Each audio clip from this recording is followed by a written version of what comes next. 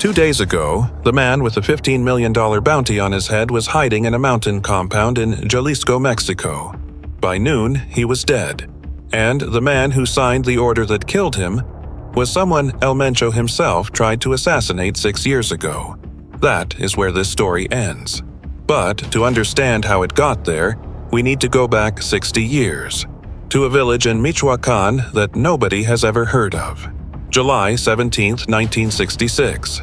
Culotitlan, municipality of Aguililla, Michoacan. It does not appear on most maps. It is a farming settlement in the Sierra Madre del Sur, mountains that run along the Pacific coast of western Mexico. Altitude around 1,000 meters. Subtropical climate. The kind of terrain where roads wash out in the rainy season and the nearest city, Apatzingan, is 2 hours away on a good day. The Oseguera Cervantes family grows avocados. So does everyone else. Nemesio is the fourth of 6 brothers.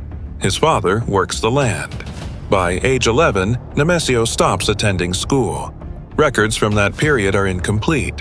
What is documented is that by his mid-teens he was already working for criminal organizations operating in the same mountains. Aguililla sits at the intersection of 3 things that define what it would eventually become: avocado agriculture, extreme geographic isolation, and cartel territory.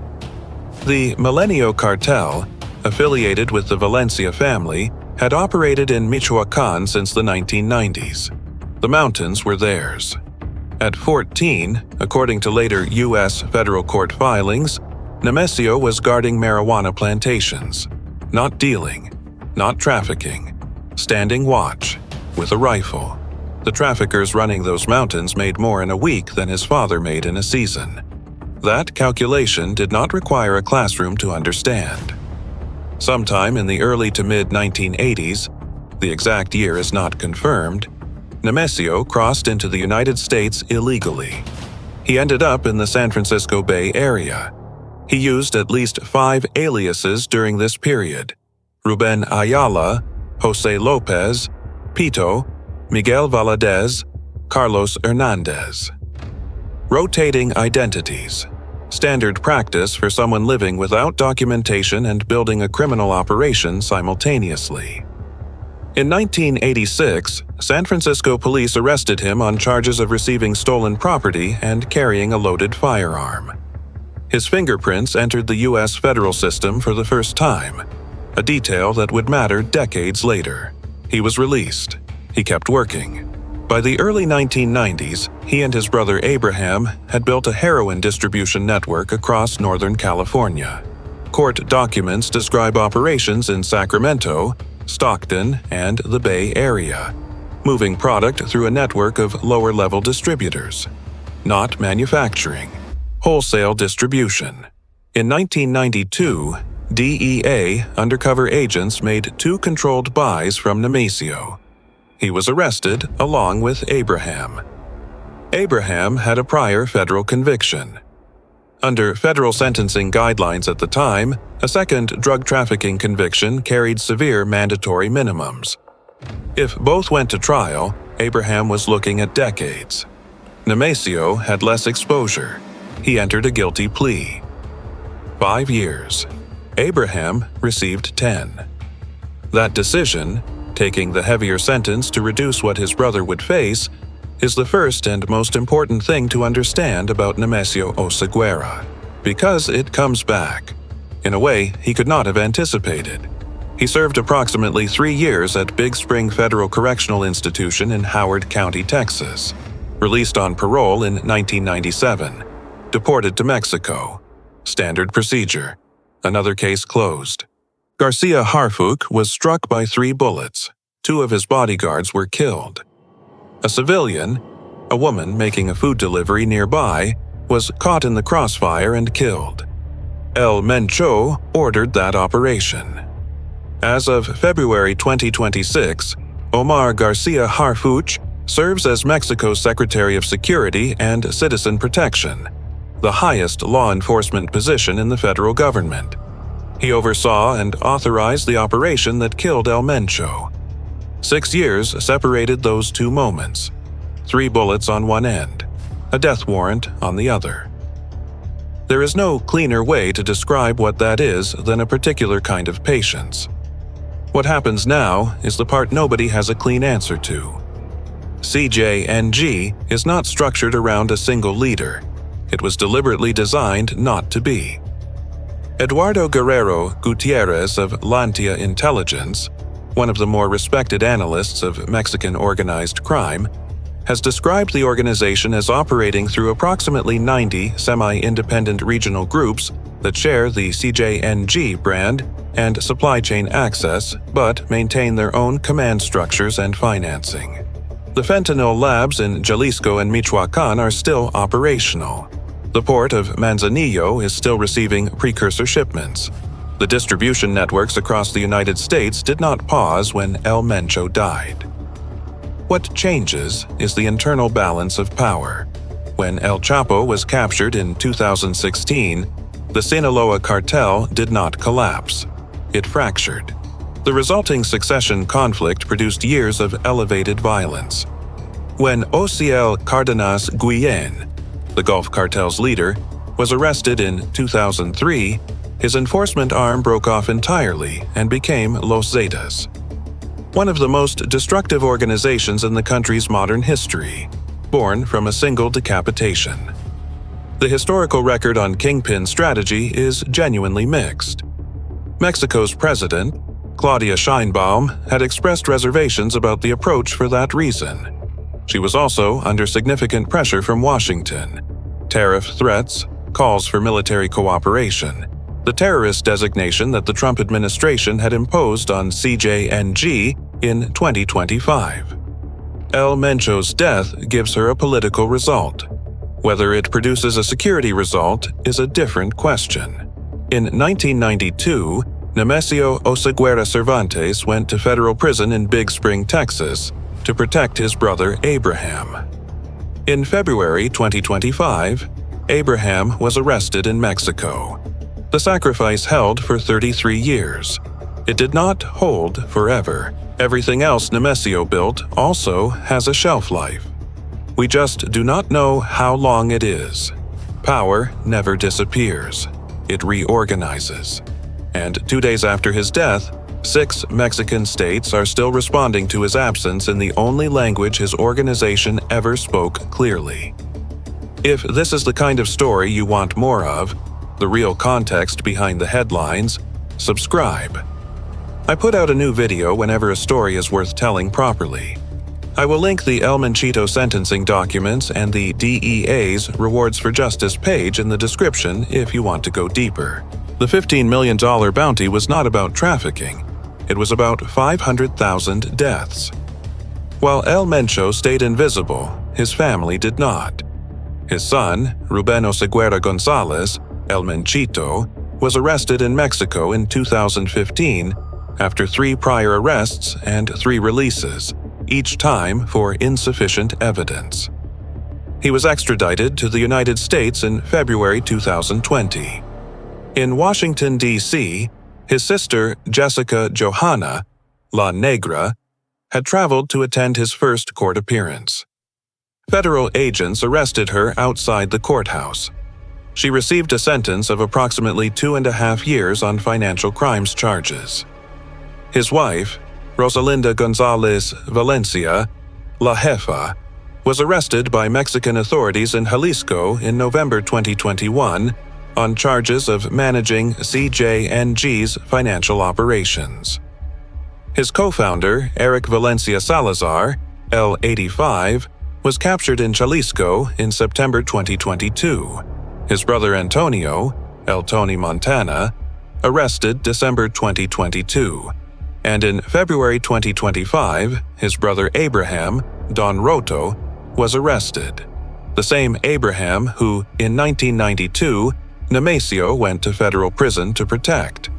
The same decision, taking the longer sentence so his brother would face a shorter one. 33 years later, Abraham was arrested anyway. That detail does not have a clean interpretation. It is just what happened.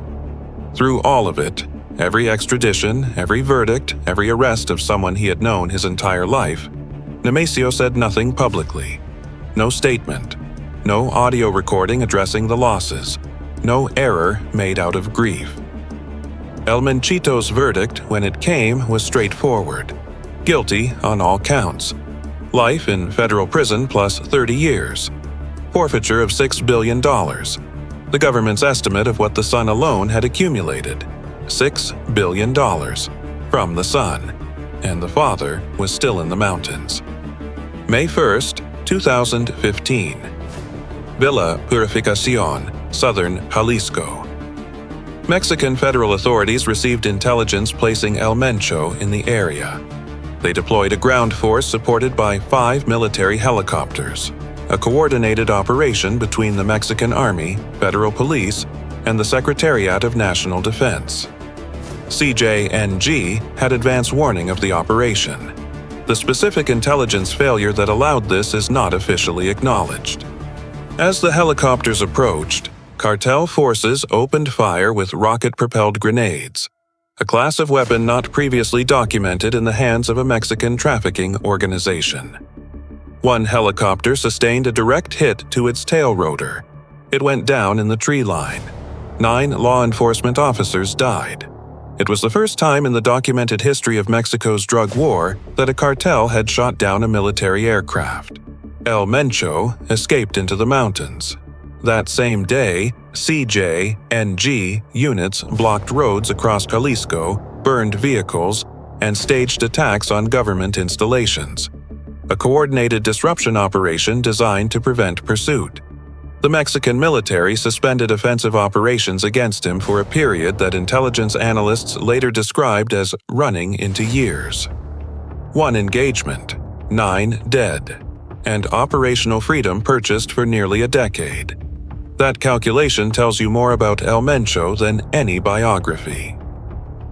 February 22nd, 2026. Pre-dawn. Mountains surrounding Tapalpa, a municipal seat in southern Jalisco at approximately 1,900 meters elevation, about 120 kilometers southwest of Guadalajara. Mexican Army Special Forces units moved on a compound. Air support from the Mexican Air Force. National Guard perimeter units. And according to the official government statement, complementary intelligence provided by U.S. agencies. The nature of that intelligence has not been officially detailed, but multiple analysts have pointed to El Mencho's kidney disease as the probable vulnerability. The private medical facility in El Alchihuato, the supply chain for medications and staff, the travel patterns of doctors who knew the location. Every system has a logistics chain. And logistics chains leave signals. CJNG guards responded immediately. 4 were killed at the scene. 3 others sustained serious wounds, including Nemesio himself, who was struck by multiple gunshots. He was loaded into a military helicopter and transported toward Mexico City. He died during the flight. Nemesio Ruben Oseguera Cervantes, born July 17, 1966, in Aguililla, Michoacán, died February 22, 2026. 59 years old. Now, the name from the beginning of this video, Omar Garcia Harfuch. On June 26, 2020, Garcia Harfuch was the Secretary of Citizen Security for Mexico City. At approximately 6:30 in the morning, his armored convoy was moving through Lomas de Chapultepec, one of the wealthiest neighborhoods in the capital, en route to a routine security meeting. A CJNG unit blocked the road and opened fire. 50 caliber machine guns, assault rifles, grenades, hundreds of rounds fired at the convoy. In September 2011, 18 vehicles appeared on a highway outside Boca del Rio, Veracruz. 35 bodies inside. All believed to be Zetas members. A banner identified the group responsible as the Mata Zetas, Zeta Killers, and claimed to be fighting against kidnapping and extortion on behalf of the people. Whether El Mencho believed that message is irrelevant. The point is, he understood that criminal organizations need public legitimacy to sustain territorial control. C, J, and G arrived with a brand and a stated enemy. By 2015, C, J, and G had a presence in 28 of Mexico's 31 states. Its distribution network reached all 50 American states. By most estimates, it was the fastest-growing criminal organization in the hemisphere, and the man running it had not been photographed in years. There is a reason the DEA, despite knowing all of this, could not publicly say that El Mencho had surpassed El Chapo as the primary threat to the United States. And it is more institutional than most people realize. El Chapo was captured in January 2016. At that point, the DEA had spent years and significant resources building the case against El Chapo and the Sinaloa Cartel. Sinaloa was the official primary threat. It was in the budget language. It was in the congressional testimony. Publicly shifting that designation to C, J, and G would have required acknowledging that while the institutional focus was on Sinaloa, C, J, and G had quietly become dominant across most of the country. It was not something that was easy to say out loud. Meanwhile, El Mencho had made himself impossible to photograph. His only confirmed image was the booking photo from San Francisco in 1986. A young man in a blue hoodie scowling at a police camera. By 2015, he was approaching 50. The photo was essentially useless. He moved constantly between properties in the mountains of southern and central Jalisco. His inner security detail was composed of former members of the Grupo Aeromóvil de Fuerzas Especiales, GAV, Mexico's elite airborne special forces. These were not cartel soldiers cosplaying as military. They were trained operators. A second outer ring, estimated at around 120 men, was responsible for setting ambushes and counterattacks against any approaching force before it reached the inner perimeter. He communicated through a small number of intermediaries who did not know each other. A captured lieutenant could not expose the network because no single lieutenant knew enough of it. He had also developed serious kidney disease. The exact timeline is unclear, but it is referenced in multiple DEA and Mexican intelligence assessments from the 2018 to 2022 period. He could not use a conventional hospital, so he built a private medical facility in a remote settlement called El Altihuatl in southern Jalisco. Staffed it, maintained it, kept it off any official record. The U.S. State Department's Rewards for Justice program listed him at $15 million. The Mexican government added roughly another 30 million pesos. The combined bounty exceeded $30 million. For 11 years, it was not enough. Now the product. From approximately 2013 onward, CJNG began shifting toward synthetic opioids as a primary revenue stream. The business case was straightforward. Heroin requires poppy cultivation, specific climate conditions, agricultural cycles, harvesting infrastructure, processing facilities. All of that creates geographic exposure and supply chain vulnerability. Fentanyl, and its analogs, requires none of that. You need a laboratory, trained chemists, and chemical precursors.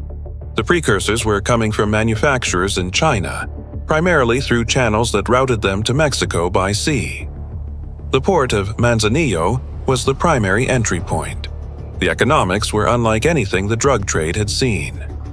1 kilogram of fentanyl costs approximately $4,000 to manufacture in a Mexican cartel laboratory.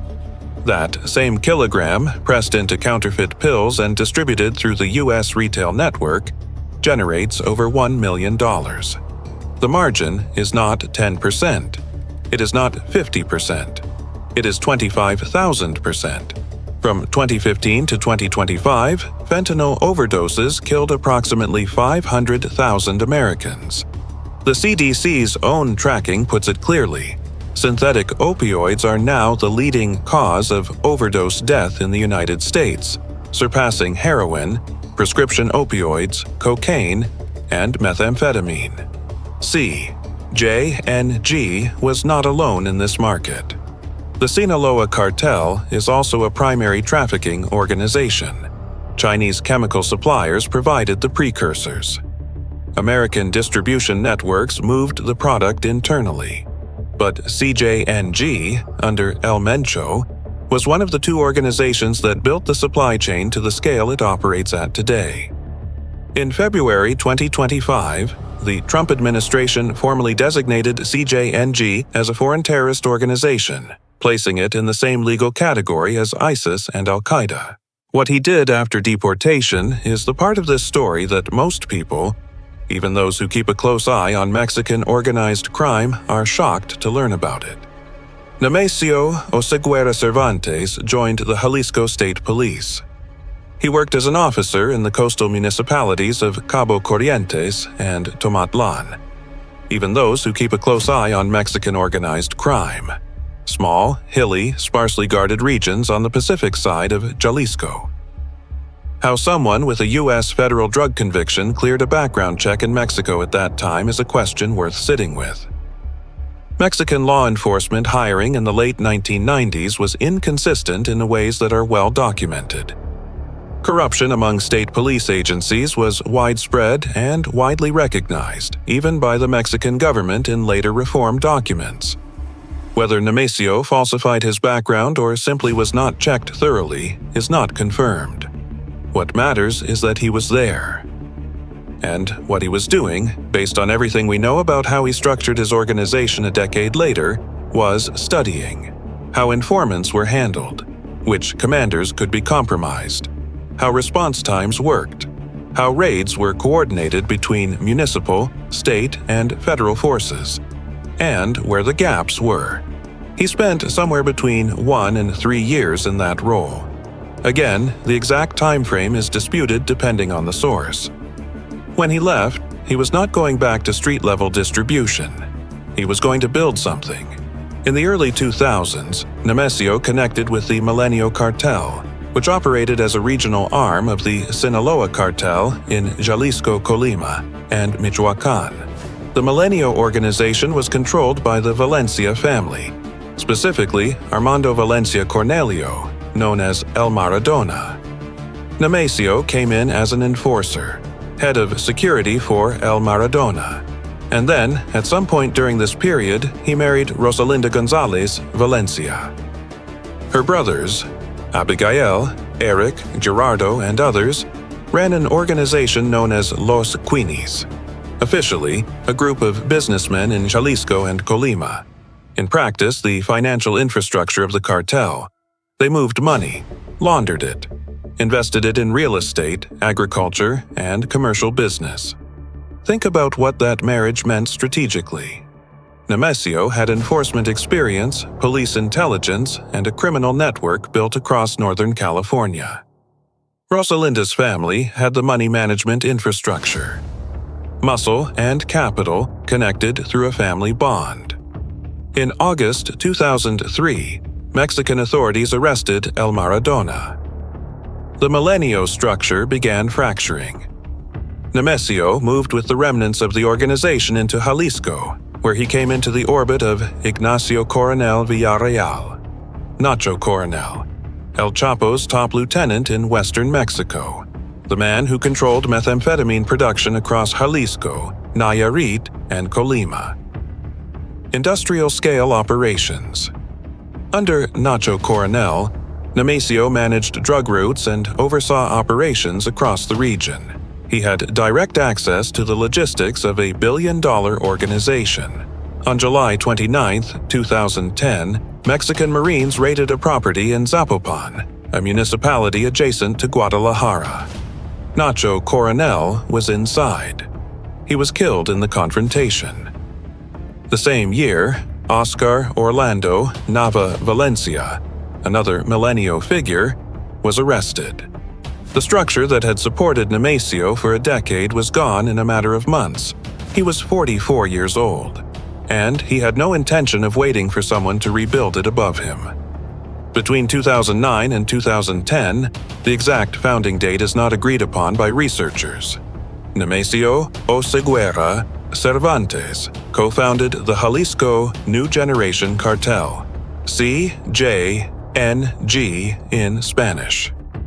Co-founder, Eric Valencia Salazar, known as L85. Financial backing, Los Quines, his wife's family. Base, Jalisco. The port of Manzanillo on Jalisco's Pacific coast was a critical asset from the beginning. It is the highest volume commercial port in Mexico, handling millions of containers annually. Monitoring everything moving through it is operationally impossible. It was the entry point for chemical precursors from Asia, a detail that would define the cartel's future product strategy. The model El Mencho built was a deliberate hybrid. Sinaloa had built its dominance through political corruption, business integration, and minimizing direct confrontations with the state. Violence was used, but selectively.